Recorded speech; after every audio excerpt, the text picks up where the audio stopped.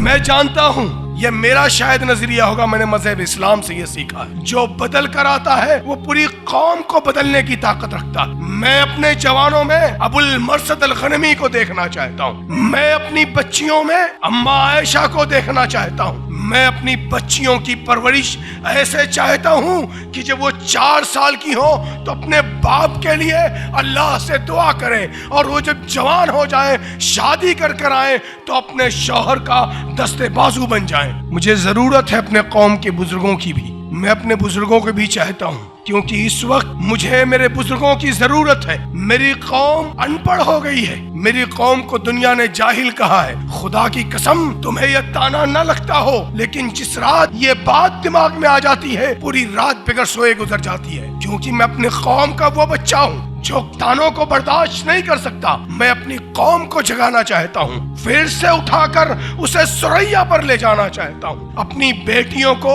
حیا دینا چاہتا ہوں، وہ حیا جس کے بارے میں حسان ابن ثابت رضی اللہ تعالیٰ عنہ نے کہا تھا کہ جس رات پردے کا حکم نازل ہوا تھا اس کی صبح جب صحابیات پردہ کر کے باہر نکلی تھیں تو ان کے ناخون کے پور بھی نظر نہیں آ رہے تھے۔